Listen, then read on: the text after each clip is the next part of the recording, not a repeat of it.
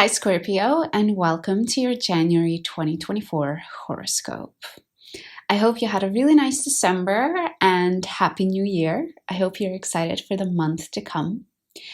January is going to be a powerful month because Pluto is entering a new sign and a new house. We're going to talk about what this means for you a little bit later in the forecast. There's also another really unique thing about January. And this is the fact that Saturn and Jupiter will be sextile for pretty much the whole month. Saturn is in a water sign and Jupiter is in an earth sign. And because of this, you might find that January is a month where you're quite focused on your practical needs, both your bodily needs, but also your emotional needs. We start off the month on January 1st with Venus in your second house squaring Saturn in your fifth house. You are finding your own independence and really stepping into your own self-confidence, and that's amazing. However, what's making it a little bit difficult is the fact that you just are not able to have a lot of fun lately with Saturn in your fifth house. It could show that things are quite serious right now and that whenever you try to do something fun, it just doesn't go through. And this might put a damper on your ability to really step into your self-confidence and to feel proud of yourself and who you are becoming. So you might find this balance a little bit more difficult at the beginning of the month. On January 4th, Mars enters Capricorn and your third house. You might find that from the 4th onwards, your communication is quite feisty. You might be a bit more assertive with your communication, a bit more of the fighter spirit is showing through in your communication. This can be amazing in order to assert yourself. Just be on the lookout that it doesn't become really combative. And your communication will continue to be in spotlight at least until the 11th of January when we have a new moon in that same house, in your third house. So we have Mars in that third house, the sun, the moon, and we also have Pluto. Pluto is about to enter Aquarius, as we already talked about. And even though during this new moon, it's about 9 degrees away, it's quite far away. I wouldn't call that close, but because it's still in the same house and because the sun is slowly making its way towards it, I would consider this new moon to also have that Plutonian influence. The other interesting aspect during this new moon is the aspect between Saturn, Jupiter, and Mars. Mars sextiles Saturn, Saturn sextiles Jupiter, and Jupiter and Mars trine each other. With both Pluto and Mars in the story of this new moon, it's really about finding your power and your purpose with your communication. Perhaps you're able to share your words in such a powerful way that you're able to really influence the people around you. And of course, that can be used to achieve a good goal, but also maybe a more selfish goal as well. It's up to you to choose which one. And because we said that Mars, Saturn, and Jupiter are in aspect with each other during this new moon, they are bringing in 3 different houses into the conversation. So the third house, the house of communication, the fifth house, the house of fun, and the 7th house, the house of relationships. So I really see this new moon being about your relationship, pushing you out of your comfort zone. Maybe some wonderful things are happening in your relationships and you're able to connect with others in a way that you haven't before. But at the same time, you are in your moment where you want to claim your independence and you are not going to be stepped over by anybody. And it's a little bit difficult to have fun at this time. As we said, things are not working out as easily as you thought they would. So all of these sort of different factors maybe playing out during this new moon. On January 14th, Venus in your second house is sextiling the South Node in your 12th. The South Node has been in your 12th house since November of 2023.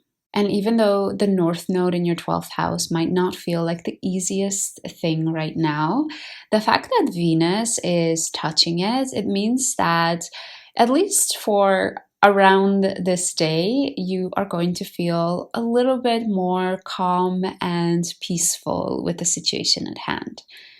The South Node in your 12th house is really asking you to drop away any escapist tendencies that you have and to really be present in the here and now, applying yourself to very practical, tangible goals that you can achieve. And because Venus is aspecting it, you might find it a little bit easier during this time to help yourself move towards these more practical goals. Venus continues to travel on during the month, and on January 19th, it squares Neptune in your 5th house. So again, we see the 2nd and the 5th house being highlighted. Because this is a square, which is a bit more of a tense aspect, and it touches the planet Neptune, I would suggest that you're really careful on this day with being carried away or being disillusioned. Things might seem better than they actually are.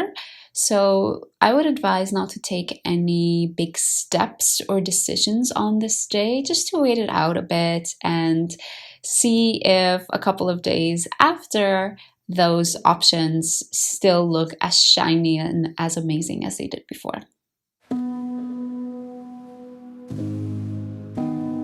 And there we are, January 20th, we reach the big event of the month, maybe even the biggest event of the year. On January 20th, Pluto and the Sun become conjunct. They become conjunct at the final degree of Capricorn, and just a couple of hours later, the Sun enters Aquarius. The next day, on January 21st, Pluto also enters Aquarius. So there's a lot happening. Let's unpack it one by one, starting with the Sun. When the Sun enters Aquarius, it enters your 4th house. So from January 20th up until February 19th, 20th, you will be drawing quite a bit more focus to your family and your home. You might be becoming a little bit more withdrawn and just focused on your inner world and taking care of the people closest to you.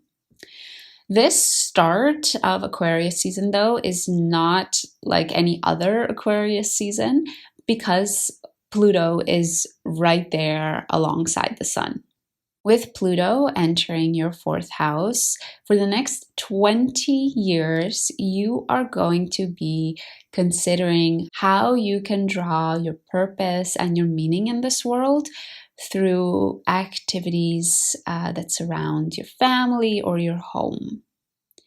So this could look in multiple different ways. It could mean that you're literally starting a family of your own.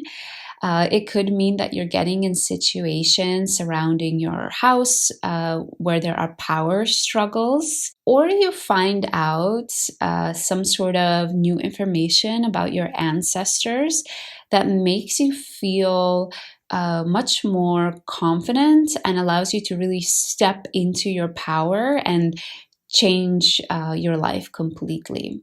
Because the Sun was in Aquarius last year for a little bit, between March and June of 2023, take a look at anything that happened during those couple of months, because they could have been a sort of foreshadowing of what you can expect for the next 20 years. On January 23rd, Venus will enter Capricorn as well, and your 3rd house.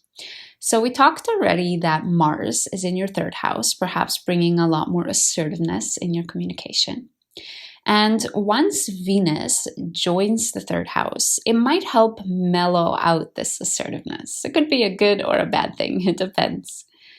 But I could imagine that from the 23rd onwards, not only are you still asserting yourself in your communication, but you're starting to enjoy it a lot more as well. You're making it fun, and you're making it into somewhat of an art.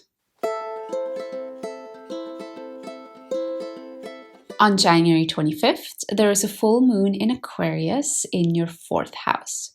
The Sun and Pluto are about 4 degrees apart from each other, so I would definitely consider this full moon to still have that Plutonian influence. And during this full moon, the sextile between Saturn and Jupiter is still going strong. For this full moon, Scorpio, for you, I feel like you're having a lot of attention going to your closest family and your closest relationships because we have that 4th and 7th house highlighted. There's a lot of opportunities, there's maybe some power struggles, but at the same time, those power struggles, if you push through them, can bring you much stronger to the other side. And again, because Saturn is in your 5th house, it's going to feel not so fun to do those things. You'd rather stay at home and cook a really nice meal. You'd rather go and do some shopping, but you can't because there are other things that are occupying your time and your headspace. January 28th is also quite an interesting day because there are a couple of aspects on this day. First of all, Uranus goes direct. Secondly, Mars squares the nodes. And thirdly, we have the same aspect we had earlier in the month with Mars, Saturn, and Jupiter. But this time, we have it with Venus, Saturn, and Jupiter. So let's address each of them one by one.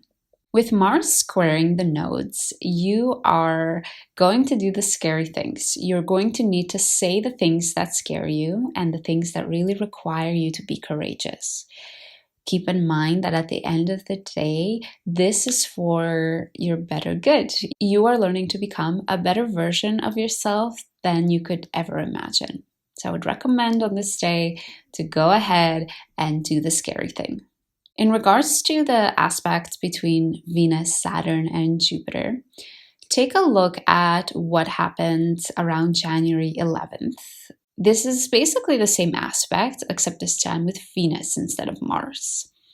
So it might be a version of what was happening on the 11th of January, just a little bit more softer and less war-like.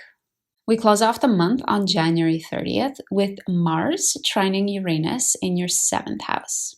This might feel like an intense day for your relationships. You are really learning to speak up for yourself and stand your ground and set your boundaries. And it might not gel so nicely with your relationships because sometimes the people around us have different opinions. So because it involves Mars and Uranus in a fairly easy aspect, a trine, I don't think this day is going to be very combative with your relationships or very difficult per se. The way I see it is as a sort of amazing reward and deepening of your relationship because you've been able to set boundaries and speak your mind. And it might not be a type of improvement in your relationship where it feels more loving in a very typical way that we think of relationships, but more that it allows you to have your own unique relationship. You know, when people look at it from the outside, they think that, okay, maybe that's a bit weird, but you and your partner are able to find a compromise or a solution that actually feels amazing and works for the both of you, but it might look a bit strange to others. On this day, you're finding it quite easy to come to that consensus with your partner because you've been speaking up and setting your boundaries this whole month. So I'm sorry, Scorpio, it's going to be a bit more difficult for you to have fun this month. Pluto is contacting your 4th house, and that might ask you to really dig deep, go back home, and to address your home, whether the people in your home or the literal walls that you call your home. We also have quite a bit of contacts with the 7th house this month, so there might be some interesting things happening in your relationships as well. So I think it's going to be an eventful one for you, Scorpio, for sure. I hope you still enjoy it though. I hope you enjoyed January. I hope this horoscope has helped bring some clarity as to what you can expect. And don't forget to subscribe so that you can catch the February forecast as well. I hope to see you again soon.